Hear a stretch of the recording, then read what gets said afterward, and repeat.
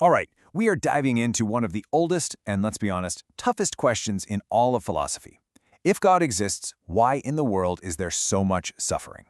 It's a puzzle that has kept thinkers up at night for centuries, and today we're going to explore the most famous attempt to solve it. So let's just lay it out there, nice and clear. If you've got an all-good, all-powerful, all-knowing God, then why is the world filled with so much pain? Philosophers call this the problem of evil, and it's probably the most powerful argument against the existence of that kind of God. It just feels like a straight-up contradiction, doesn't it?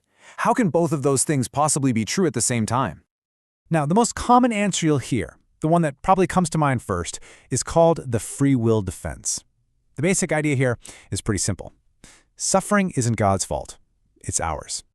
So this defense starts with a really powerful idea. Free will is an incredible good. I mean, it's essential for anything like real, genuine love. But here's the catch. For a choice to actually be free, it can't be controlled or forced, not even by an all-powerful God. Think about it. Forcing someone to be good isn't creating a good person. It's a logical impossibility, kind of like trying to draw a round square. So in this view, evil gets into the world when we, humans, misuse our freedom. And the big conclusion is that, at the end of the day, the good of having free will is so great that it outweighs all the horrible things that happen when we abuse it. But that simple defense, as neat as it sounds, well, it runs into some massive problems. It might work on paper or in a world with just a little bit of suffering. But as atheists are very quick to point out, that is absolutely not the world we live in. The simple defense really gets taken apart by three huge challenges. First, just the staggering amount of evil. I mean, is free will really worth all this pain? Second, what about natural evils? Things like earthquakes, tsunamis, genetic diseases, stuff that has absolutely nothing to do with human choices. And third, what about horrors? Those incredibly intense, concentrated moments of suffering. Couldn't a good God have at least stepped in to prevent those? And that problem of natural evil is perfectly captured in a famous philosophical example called Rose Fawn. Just imagine a baby deer, a fawn, trapped in a forest fire, dying in absolute agony, millions of years before humans even walked the earth. Whose free will caused that suffering?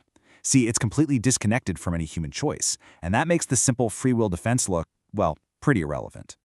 Okay, so facing these absolutely devastating objections, the theist philosopher Peter van Inwagen comes up with a much more elaborate, more complex story. Now, he's not saying this is the gospel truth. He's very careful to call it a possible story, a narrative that shows how God and all this suffering could possibly coexist. He calls it the story of estrangement. So this story unfolds in a few key steps. It starts with Step 1, elevation. God guides evolution and then miraculously elevates early primates to full rationality, giving them real free will.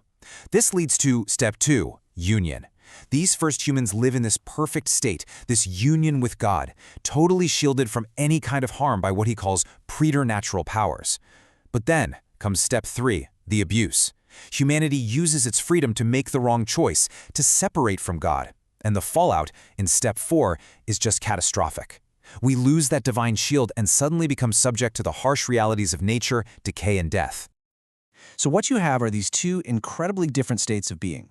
On one side, you've got the world in union with God. It's protected, it's loving, there's no evil. And on the other side, well, that's our world, the estranged world, a world ruled by selfishness and subject to random chance, disease, and death. In this story, you see, natural evil isn't some separate problem. It's a direct consequence of that very first abuse of free will. Okay, but that just raises another huge question, right? If we fell and the world is this broken place, why doesn't an all-loving God just fix it? Why does he let this world of horrors continue? The answer, according to this defense, is that God has already started what you could call a rescue operation. And this, right here, is maybe the most difficult part of the whole argument.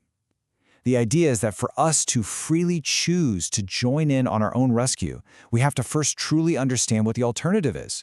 We have to experience this world of horrors to really get what the consequences of being separated from God are, in order to feel the motivation to go back.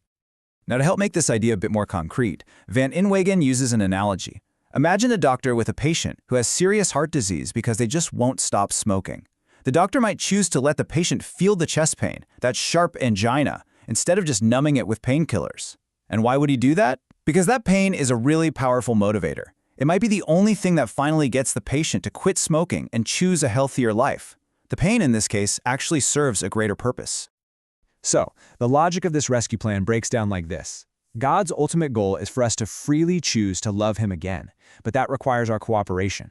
Now, if God just snapped his fingers and miraculously took away all suffering, we'd probably just get comfortable in our separation. We'd have no reason to change.